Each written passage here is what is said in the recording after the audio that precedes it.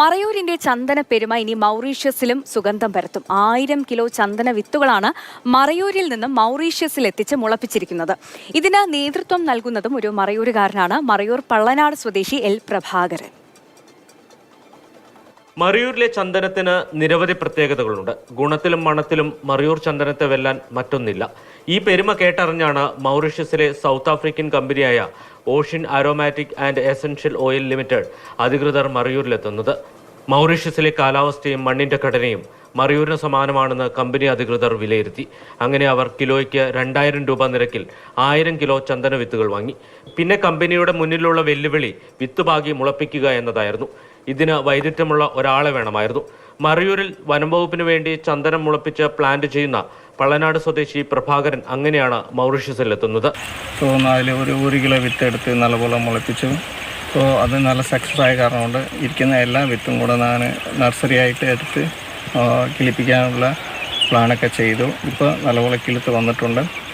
അത് മാത്രമല്ലാതെ ഇവിടെ കുറേ ഈ ക്ലൈമറ്റ് ഡിഫറൻറ്റും പിന്നെ ഇവിടെ കുറേ മണ്ണിൻ്റെ കുറേ പ്രശ്നമൊക്കെ ഉണ്ടായിരുന്നു.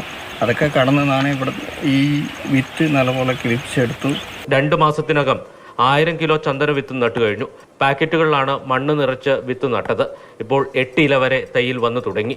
8 മാസം കഴിയുമ്പോൾ തൈകൾ പറിച്ചു നടും. മാതൃഭൂമി ന്യൂസ്, ഇടുക്കി. 1000 കിലോ വിത്തുകളാണ് മൗറീഷ്യസിലേക്ക് കൊണ്ടുപോയിരിക്കുന്നത്. കൂടുതൽ വിശേഷങ്ങൾ ജെയിനസ് രാജു പറയും. ജെയിൻ, ഈ വിത്തുകൾ ഇങ്ങനെ കൊണ്ടുപോകുന്നത് മറയൂരിലെ ചന്ദനം ഇനി ആ സുഗന്ധം ഇനി മൗറീഷ്യസിൽ പരക്കുമെന്ന് കേൾക്കുമ്പോൾ നമുക്ക് ഒരുപാട് സന്തോഷം തോന്നുന്നുണ്ട്. അതോടൊപ്പം തന്നെ വലിയൊരു സാധ്യതയാണ് വനംവകുപ്പിന്റെ മുന്നിൽ തുറക്കുന്നത്, അല്ലേ?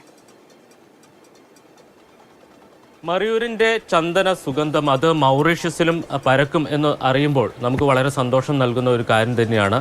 എന്തായാലും ദക്ഷിണാഫ്രിക്കൻ കമ്പനിയാണ് മൗറീഷ്യസിലേക്ക് ഈ ചന്ദന വിത്തുകൾ കൊണ്ടുപോയത്. അത് അവർ ഇവിടെ നേരിട്ട് വന്നിരുന്നു. ആ സമയത്ത് മറയൂരിൻ്റെ കാലാവസ്ഥയും അവിടുത്തെ മണ്ണിൻ്റെ ഘടനയും മൗറീഷ്യസിന് സമാനമാണ് എന്ന് തിരിച്ചറിഞ്ഞാണ് അവർ 1000 കിലോ ചന്ദന വിത്തുകൾ ഇവിടെ നിന്ന് കൊണ്ടുപോയത്. ആ സമയത്ത് അവരുടെ ഏറ്റവും വലിയ പ്രതിസന്ധി എന്ന് പറയുന്നത് ഈ ചന്ദനം വളരെ ശാസ്ത്രീയമായി നട്ടാൽ മാത്രമേ മുളപ്പിക്കാൻ കഴിയൂ. അപ്പോൾ അതിന് വൈദഗ്ധ്യമുള്ള ഒരാളെ കൂടി ആവശ്യമുണ്ടായിരുന്നു. അങ്ങനെയാണ് പ്രഭാകരൻ ഇവിടെ നിന്ന് മൗറീഷ്യസിലേക്ക് പോകുന്നത്. എന്തായാലും ആ ദൗത്യം അവിടെ വിജയകരമായി മുന്നോട്ട് പോകുന്നുണ്ട് എന്നുള്ളതാണ് മനസ്സിലാക്കുന്നത്. തൈകൾ നട്ട് അല്ലെങ്കിൽ വിത്തുകൾ പാകി അത് മുളപ്പിച്ചു കഴിഞ്ഞിരിക്കുന്നു. ഇനി അത് പറിച്ച് പ്ലാന്റ് ചെയ്യുക എന്നുള്ളതാണ് ഇനി അവശേഷിക്കുന്ന ജോലി. ഇതിലൂടെ വനം വകുപ്പിനെ സംബന്ധിച്ച് 2 സാധ്യതകൾ തുറന്ന് കിട്ടുന്നുണ്ട്. ഒന്ന്, പ്രതിവർഷം 1000കണക്കിന് കിലോ ചന്ദന വിത്തുകൾ വനം വകുപ്പ് ശേഖരിക്കുന്നുണ്ട് മറയൂരിലെ ചന്ദനക്കാടുകളിൽ നിന്ന്. അത് ഇപ്പോൾ ചെറിയ ചെറിയ പാക്കറ്റുകളിലായി ചെറിയ രീതിയിലുള്ള വിതരണം അല്ലെങ്കിൽ വിൽപ്പനയാണ് നടക്കുന്നത്. പക്ഷേ ഇതിലൂടെ വിദേശ രാജ്യങ്ങളിലേക്ക് അടക്കം ഇത് വലിയ രീതിയിൽ കയറ്റുമതി ചെയ്യാനും അതോടൊപ്പം തന്നെ അതിലൂടെ വരുമാനം കണ്ടെത്താനുള്ള ഒരു സാധ്യത തുറക്കുന്നുണ്ട്. മറ്റൊന്ന്, നമ്മൾ മലയാളികൾക്കിടയിൽ പോലുമാണെങ്കിലും ചില തെറ്റിദ്ധാരണകളുണ്ട്. ഈ ചന്ദനം സ്വന്തം കൃഷിയിടത്തിൽ നട്ടു വളർത്തി വലുതാക്കി പണം സമ്പാദിക്കാൻ കഴിയുമോ എന്ന ഒരു സംശയം. അങ്ങനെ ആ തെറ്റിദ്ധാരണ മാറ്റുകയും ഇതിലൂടെ കഴിയും എന്നുള്ളതാണ്. കാരണം എല്ലാവർക്കും ചന്ദനം സ്വന്തം കൃഷിയിടത്തിൽ വളർത്തി വലുതാക്കാൻ കഴിയും. പക്ഷേ വെട്ടി വിൽക്കുമ്പോൾ അത് വനംവകുപ്പ് മാത്രമാണത് എടുക്കുക എന്നുള്ള ഒരു കാര്യം മാത്രമാണുള്ളത്. ലേലം ചെയ്തു കിട്ടുന്ന പണമായിരിക്കും കർഷകർക്ക് ലഭ്യമാകുക.